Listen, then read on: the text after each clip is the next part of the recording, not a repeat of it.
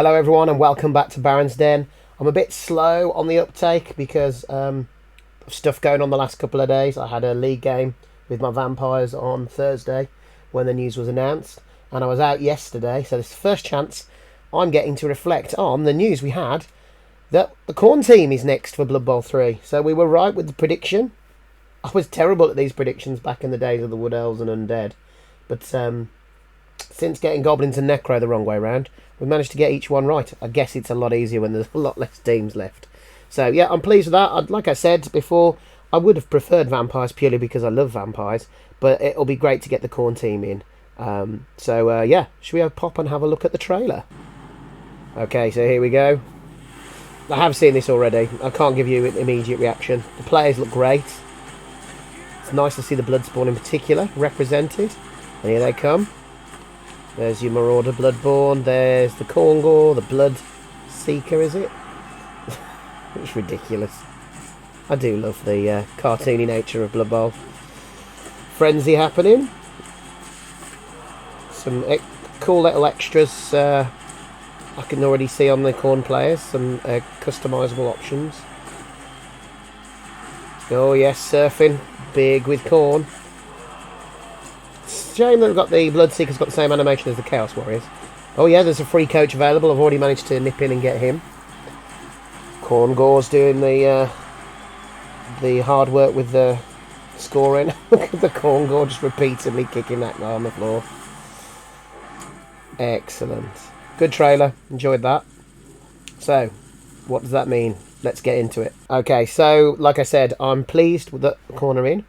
I will definitely be doing a run with Khorne because they haven't been an option in the past in their current guise. They weren't in Blood Bowl 2. They weren't in Blood Bowl 2016. They weren't in Tabletop Blood Bowl. The only time the Khorne have been available to play has been through, first of all, Blood Bowl 1. And it was released with some demons in it. It's a similar team, but it's not the same. It had a Bloodthirster, had some Bloodletters and Heralds. Had the Marauder, Khorne Marauders in there, but you know it was a slightly different team. That one then became available to play at NAF events. It was there alongside Bretonnians and Slan as teams that you could play.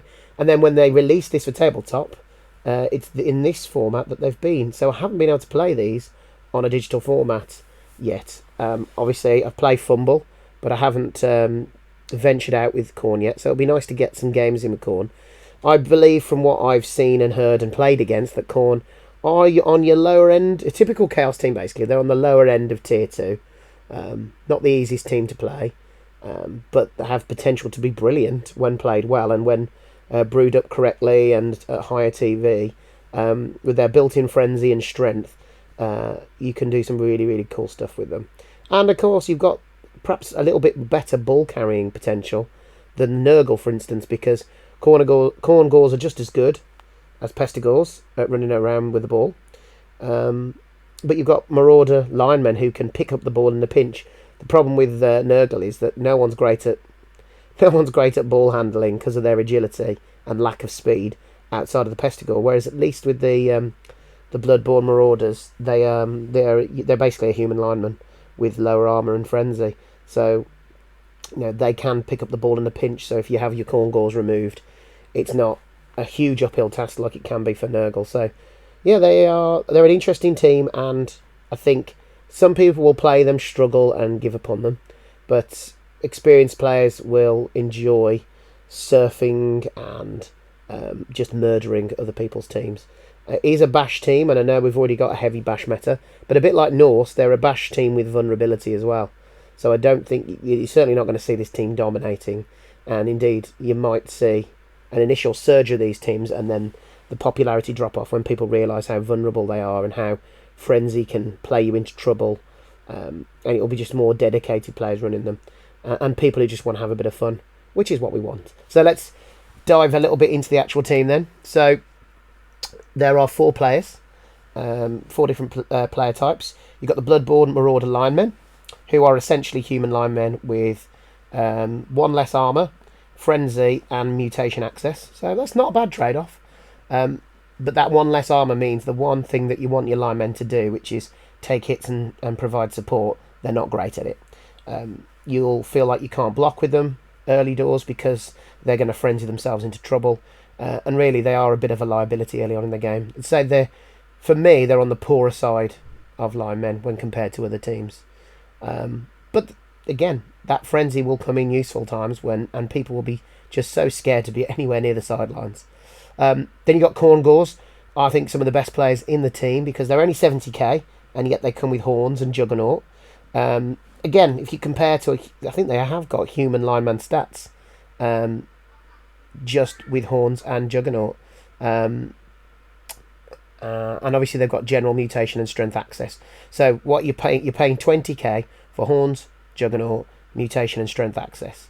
So I think Khorne Gores are brilliant. And because they don't have frenzy, you can actually rely on them to do blitzes and blocks without playing themselves into trouble. They're of course being movement 6, edge 3+, and not having frenzy means they are better, your best option I think for ball carrying. Then you've got the Bloodseekers, who are essentially Chaos Warriors with one less edge and frenzy. So that's pretty good because they've got armor 10+, so they are hardy. There is weakness on this team for armor because of the linemen, but everyone else is decent, and the Blood Seekers are as good as your Chaos Warriors and your Dwarves and your Orcs. So that's pretty cool. 110k isn't bad. Strength 4, Frenzy. You know, when you get your build on these will be fairly obvious. It's going to be block, guard, mighty blow. Guard, I don't know if it's as good as it is on a Chaos Warrior because the Frenzy will pull them out of positions more, but you know it's still one of your better options to have guard on. So yeah, block, guard, mighty blow. It's all very familiar, isn't it, with other Chaos teams? But because they've got that inbuilt frenzy, they will be fairly brutal early on. You just got to be careful with them. And then of course you've got the Bloodspawn, famous for having claws and mighty blow, which I know people say that doesn't stack as well as it used to. Of course it doesn't, but it's still great to have both claws and mighty blow built into your cost because it means that you will crack armor on an 8+ regardless of who you're playing against. And anyone who's run teams like Skaven and Elves knows full well that when you've got a team with armor 8+, they die all the time. So this guy will be cracking armor a lot, and then they can apply the mighty blow onto the injury. And of course, if he's playing stunties or anyone with lower armor, then the mighty blow can help you to crack and cause them an injury. And of course, if they're stunties, you're not so reliant on using the mighty blow on the injury because you're already getting a +1 to injuries because they're stunty players. So yeah, he's good. He has Unchanneled Fury. Now, I have an admission to make that goes against the general rule of thought with Blood Bowl players. Most Blood Bowl players hate Unchanneled Fury because it only, unlike Animal Savagery, it's a 4+ unless you're blocking or blitzing. So when it comes to moving your big guy, it can cause you a real headache. And unlike Animal Savagery, you can't sacrifice one of your players to succeed in what you want to do. So it's going to fail you quite a lot. However, the thing that I love and absolutely love about Unchanneled Fury, if that player fails, yes, its activation ends, but it retains its skills and its tackle zone. It's just like it's played its turn already. And for somebody like me, who's probably a bit more of a defensive coach, and I love my defensive setup, I find it really useful that the big guy is never going to lose that tackle zone. Obviously, unless he's hypno-gazed or something. But from his own nega trait, he's not going to lose his tackle zone, and he'll never fail. And if you plan your turns well, you can make it 2+ most turns. But that does mean getting block on your Bloodspawn is so important because you are going to be relying on blocks and blitzes so often. It's not like a troll who can be fairly passive and just stand there and cause problems. You want your Bloodspawn to be doing some hard work. So block is essential, I think, for the Bloodspawn. And that's your team. And so I think they're really interesting. As a starting 11, I haven't built one for a long time, so I don't know, but I'm pretty sure you can't afford everything.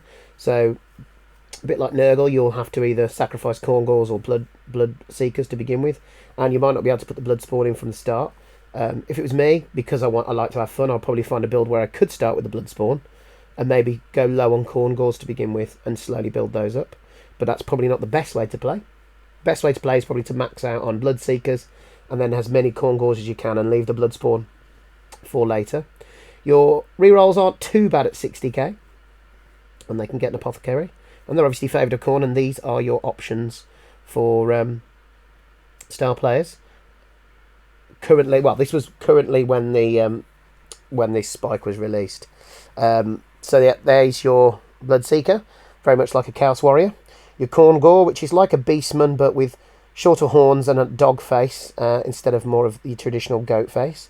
Here's your Bloodspawn, which is just a mass of red flesh, chains and huge fists and arms. He's an absolute monster. And there's your Bloodborne Marauder lineman, who is kind of like a Norse lineman but with less clothes on and just a bit angrier.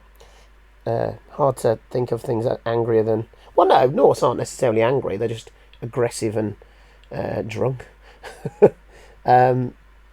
The access is interesting as well because they all get mutation access. So when it comes to your ball handling, Khorne Gores can get into things like extra arms, big hand, even monstrous mouth, things that can help with throwing, catching, handing off, picking up. So there are options there to create better ball carriers using mutation, perhaps instead of agility. There is no agility access on primary with this team, but that doesn't hurt them too much, I don't think. Obviously, it just means that getting dodge is expensive. If you want to create any lodgers or putting dodge on a ball carrier, it is going to cost a bit more and take longer to brew that up. Strength on the Khorne Gores and Bloodseekers means you can get, you know, if you're fully maxed out on those, you can get quite a few guard pieces, which is useful, quite a few mighty blow pieces. So you're definitely leaning more into bash than dash with the Khorne team. But at least you do have a player, even if it's only one, that you can give things like extra arms to, 2 heads, to make them better at dodging in and out of trouble. You know, if it was Khorne Gores, I'd probably be looking at 1 ball carrier, 1 ball sacker, Juggernaut and Horns, and then maybe at least 1 no, probably 1 ball sacker, 1 because you could also use a Marauder lineman for a ball sacker because they've got the general skill access, but I'd be looking at perhaps a secondary ball carrier or a harassment player with your Khorne Gores. Oh, and a killer, of course. You would want a killer because you want a mobile piece that's got, with it having Juggernaut, you could give it mighty blow, block, tackle, and go around killing pieces here, there, and everywhere. So that's the Khorne team. Very much looking forward to playing them. Star players that we may see coming through, because we know there's 4 new star players according to the roadmap. Now, if you go from what they've previously done, that does not mean you'll get all Khorne. In fact, there's a chance you might not get any Khorne star players, because I don't think we got any Norse ones until a bit later on when they patched in what's his face, Ivar. So this does not mean we're getting any or all of these guys, but these are the star players that were released when on the tabletop when the Khorne team was released on tabletop. So first is Grashnak Blackhoof, who I love, mainly for sentimental reasons, because he goes back till at least the mid-90s when I was first playing tabletop as a wee young lad. And yeah, strength 6 with horns means he's strength 7 on the blitz, so he can definitely be a good big guy killer. Armor 9 plus, not the best, but okay. He's movement 6, so he's quite quick for a big guy. He's got Frenzy, Horns, Mighty Blow, Thick Skull. He's got the Unchanneled Fury, which, as I've secretly admitted, I kind of like. And then his special rule is once per game, when Grashnak performs a blitz action, Grashnak may roll 1 additional block dice against the opposition player, regardless of the opposition player's strength, to a maximum of 3 block dice. If Grashnak performs a second block due to the Frenzy skill, this second block action will also benefit from this rule. So what's nice about this is, you know, if you're desperate to take something down, you can just add a block dice. But it also means this guy can go in and blitz Deep Root or Morg on a 3 dice block at least once. Now, I'm not saying you hold on to that ability just for that one scenario, but it is nice to know that no matter who you're facing, you can get a 3 die blitz in. Because I don't think there's anyone with strength. Oh, apart from a death roller. You might need support to 3 die blitz a death roller. But other than that... Oh, is Creek set at strength 7 as well? So there's a few strength 7 pieces out there, but there's not many, is there? And yeah, with these horns giving him strength 7 and then getting an additional block dice, even if you do face someone who's strength 7, you only need 1 assist, and then you're taking that big strong piece. Well, you're not taking them down necessarily, but you are getting 3 dice on them, so it stands a good chance. And most of these high strength pieces don't have things like dodge or block, so there's a relatively good chance that that's going down. So that's Grashnak. I love him. He's a bit of a staple, really, so he's got to get into the game at some point, even if it's not now. Then we've got Max Spleen Ripper. It's another chainsaw guy. I think the most distinguishing thing about this compared to the other chainsaw is his strength 4, which is useful. So he can actually block if you need him to. Strength 4 is not bad. He doesn't have any combat skills, and he does have his chainsaw. His special rule is once per game after Max performs a chainsaw attack special action, he may immediately perform another chainsaw attack special action that targets a different opposition player. So, if you go in and blitz with him and you've got 2, your base next to 2, it doesn't say that it can't be part of a blitz. So you can chainsaw 2 people, which might be quite good early doors when players are bunched together, and before he has a chance to get sent off, to just go around and kill off 2 players. Yeah, so again, I'm less crazy about this one going in because we already have a chainsaw piece, and there's so many star players missing. There's other ones I'd rather see before Max, but he is different because he's having that strength 4 and that crazy special rule where he gets to use his chainsaw twice once per game. It is interesting, so I wouldn't be unhappy to see him. Obviously, his costume means that he might need a little bit of a redesign, so because we don't want to be offending or upsetting people if people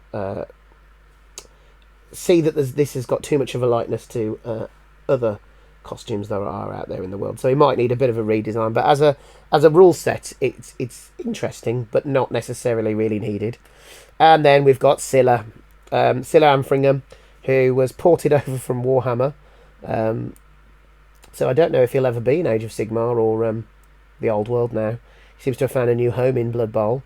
Is he in? He is in Warhammer Total War 3, I think, isn't he, as a legendary hero? Yes, he is. So, all right, maybe he will stick around Warhammer, but he's also in Blood Bowl, which is nice. Nice to have a crossover character. So he is Strength 5, Armor 10 plus, so he's got more armor than Grashnak, but he hasn't got the strength. But he does have claws, he does have frenzy, he does have mighty blow. He's got prehensile tail, thick skull, and channel fury, and of course loner. He's very much like your star player version of a Bloodspawn, and in fact, I think the Bloodspawn was created based on Sila. It's one of those rare instances where actually the Sila character existed in Warhammer first, and then they've decided to base a Blood Bowl big guy on him, as opposed to, I don't know, like Glottal Stop, where the Croxior came first, and then they based the star player on the big guy. Kind of went the other way around with this. His special effect is once per game, if Sila rolls a 1 for his Unchannel Fury roll, after declaring a block action, instead of applying the usual effects of Unchannel Fury, Sila may perform 2 block actions instead. Now, I've actually faced Sila a couple of times, once on Tabletop and once on Fumble, and I looked at his stats, and I kind of felt like he's okay, but not having any combat skills, like he's not got Juggernaut, he's not got Block, he's not got Brawler, means that he's fairly susceptible to, your classic both down skull scenario on the block dice. But both times he played against me, he did really, really well. And again, failing that Unchannel Fury and being able to kill one of your opposition, not necessarily injure, hit one of your opposition players is really useful. I still think you are hedging your bets with someone like Sila. If you roll well, he's going to be brilliant, but you could roll absolutely terribly, and could be almost a liability. But he is a cool model. So again, along with Grashnak, these are the 2 I'd like to see get into the game. And obviously, being based on a Blood Beast, I don't think it'd be that hard to design him to put him in. Says me, who knows absolutely nothing about games design or programming. Cool. So that's the Khorne team. When they come out, I'll definitely do a 10-game run. I know I'm only 3 games still into my Amazon run because it started so badly, and I'm blatantly just not an Amazon coach. But I need to finish that run before the end of this season because I can't have an uncompleted run. I've just got to summon up the strength. I'm currently through a Necro Arena run where I'm 3 wins, no losses, no draws, and I'd like to got to finish that because that's probably my best chance of completing an arena. I've only played a handful of arena games. I must admit I do like playing in the ladder, and I didn't play any arena, I don't think, or maybe one game of arena in the North season, and I've just had this Necro run in the Amazon season, so I should do more of that next season. As I'm getting into it now. I don't know why I didn't play it from the start, because it's very similar to your tabletop tournament builds with that 6 to 8 skills and the buy-in around a similar amount. So I don't know why that hasn't appealed to me more. I think I like accruing star player points and growing a team, whereas obviously the arena run is much more like a tournament where you just go in with a preset roster. But nevertheless, we'll complete that. I'll finish my Amazon games, and then we'll be on to the new season. So, looking forward to Khorne. Let me know if you're looking forward to Khorne. Which star players do you think will be in there? Like, subscribe, and I'll see you guys on the next video. Thank you very much. Bye for now.